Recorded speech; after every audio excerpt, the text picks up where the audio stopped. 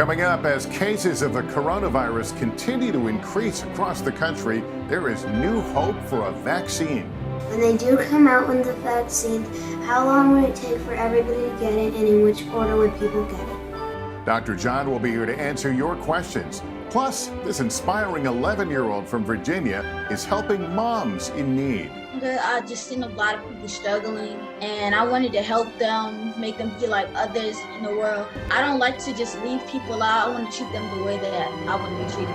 And meet Grandpa Ron, proving you are never too old to go to school. This is NBC Nightly News, Kids Edition. Welcome back to Nightly News Kids Edition. It's great to be with you. We've got great stuff coming up in this show, including a remarkable boy from Virginia who is lending a helping hand to his community. Plus, Kamala Harris, our next Vice President of the United States, is inspiring a new generation of young women. We'll hear from some young girls about that.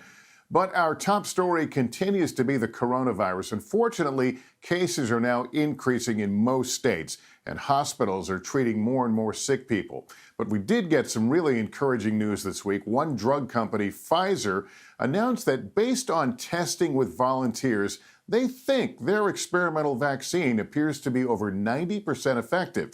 That means they believe it will work with a big majority of people. Now, there's still a lot of work to be done, but it sounds hopeful, all right? So with that, let's get straight to your questions. Joining us now is a familiar face, Dr. John Torres. And Dr. John, our first question comes from Ohio. I'm Cynthia, and I live in Cincinnati, Ohio. And my question is, when they do come out with the vaccine, how long would it take for everybody to get it, and in which order would people get it? Bye. Hi, what do you think, Dr. John?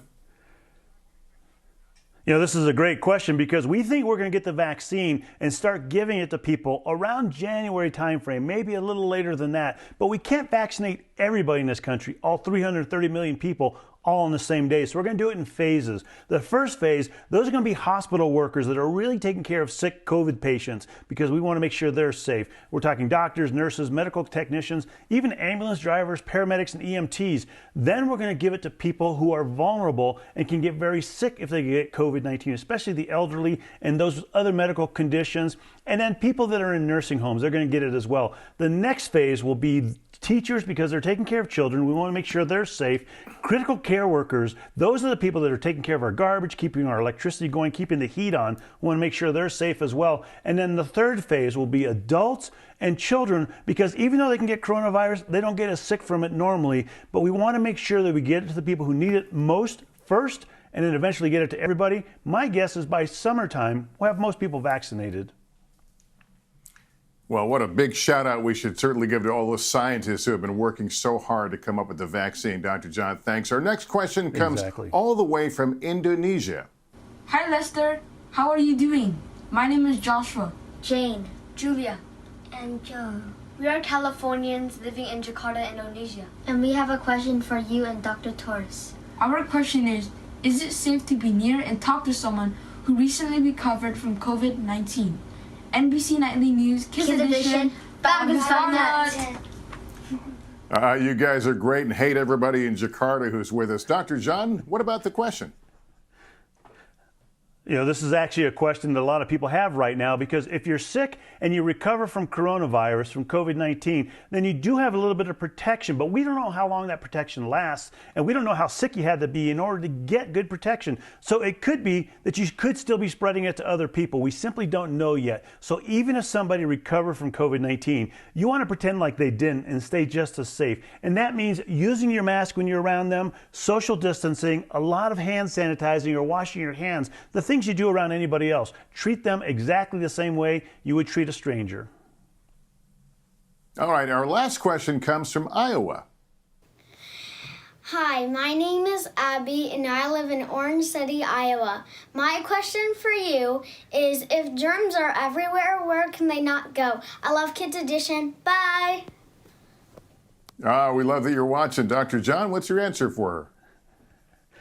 Yeah, Abby actually has a great question, and the actual fact is that germs can go everywhere. They're from the bottom of the ocean all the way up into space, but when we're talking about germs, we're talking about different kinds. Viruses, the really small ones that are like coronavirus, and some bigger ones like bacteria. Some of the bacteria actually help keep us healthy, and so those are important. But some of these other bacteria and the viruses, they can get us sick. Those are the ones we want to avoid. As far as coronavirus, it doesn't live very well outside our bodies, and so when we start thinking about other surfaces, realize it can last a few hours or days on those surfaces, so you still want to be careful. For example, this glass. If somebody drank out of this glass before me and they touched it or they drank out of it, then I could get sick by touching the glass. So I want to be very careful and make sure I have a clean glass. But as far as the water inside, coronavirus doesn't live very well in water, so don't worry too much about drinking that water. It should still keep you healthy. All right, Dr. John Torres, thanks as always. And also, I just wanted to take a moment to thank you for your service. It was Veterans Day this week, and I know you're a vet, so I wanted to take a moment to acknowledge you and your service to our country, U.S. Air Force, correct? That's correct, Lester. Thank you, and it's my honor to serve the country.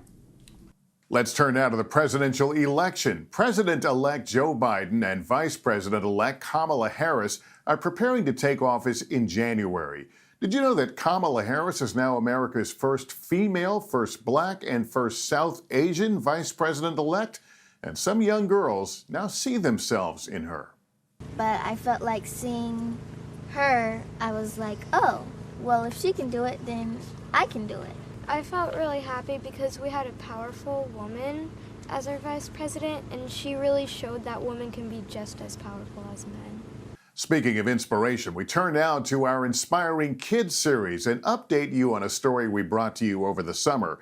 Running a lemonade stand in the midst of a pandemic hasn't been easy for kids across the country, but one remarkable 11-year-old from Virginia has found a way to make a difference. Here's our friend Natalie Morales. In Virginia, 11-year-old Cartier Carey has been juggling schoolwork and extracurricular activities. His summer lemonade stand, which raised money to buy diapers for single moms, had to close because of COVID-19.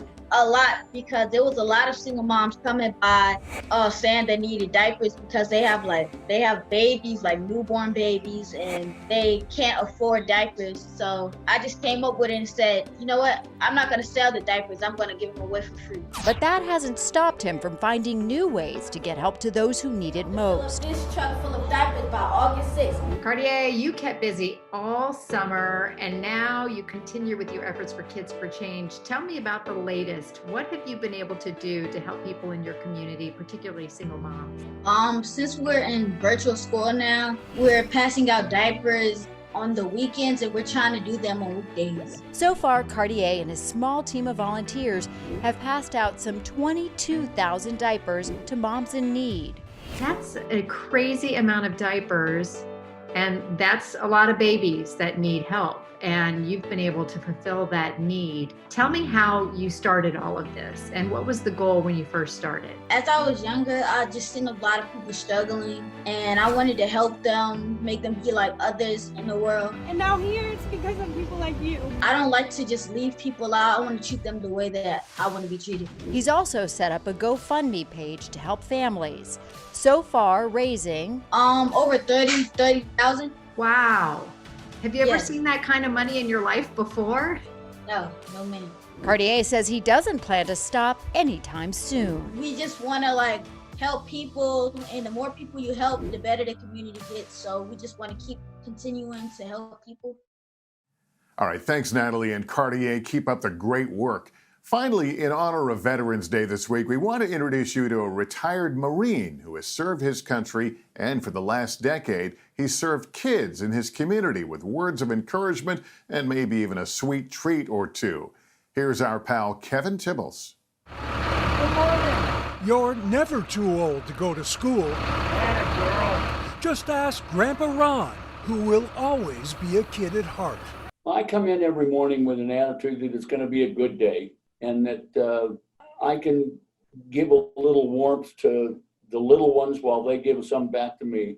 Meet Ron Jacobson, who pretty much every day can be found at the Cleellum Roslyn Elementary School about 80 miles east of Seattle. They can make you feel 100 or they can make you feel 17. It just depends on what they're doing.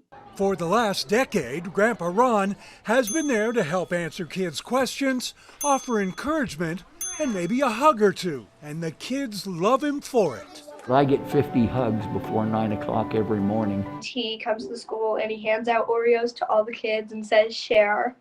But because of the coronavirus, things have changed, and it hasn't been easy. So over the summer, kids started to drop by his home to make sure Grandpa Ron was okay. They published my mailing address and physical address, so kids would just drop by the house and say hi, and or volunteer to take the dogs out for a walk. And of course, they always got an Oreo when they came over to the house anyway. And we all know the way to a kid's heart is with a cookie. He pulled something out of the box and he handed it to me, and he told me that he wanted me to keep it. He reminds me a lot of my grandpa, and my grandpa passed along in 2017. So just to have the feeling that he's still around. Soon, Ron's mailbox filled up too, with letters from students like this one. Dear Grandpa Ron, you are truly an amazing person. You always have a smile on your face. You're respectful. You always make my day a little better. And most importantly, everyone else's too. Grandpa Ron spent 24 years in the Marine Corps, so he's not going to take any guff. But he'll tell you himself, he's a big softy for kids. What are these kids teaching you? That it's okay to be fun and have fun. It made me relive some of the days of my youth. I can look at some of these kids out on the playground and say, I remember when I used to do that. Grandpa Ron has even been awarded for his service to the young people in his town. But the biggest thank you of all will always be a hug. Kevin Tibbles, NBC News. All right, Ron, thanks so much for your service. Parents, just a reminder, if your child has a question, email a video to us at nightlynewskids@nbcuni.com, and we'll try to answer them in an upcoming show. And just a programming reminder, a special episode of Nightly News Kids Edition will air on NBC this Saturday. Check your local listing for the time in your area. Thanks for watching, everyone, and remember, always take care of yourself and each other.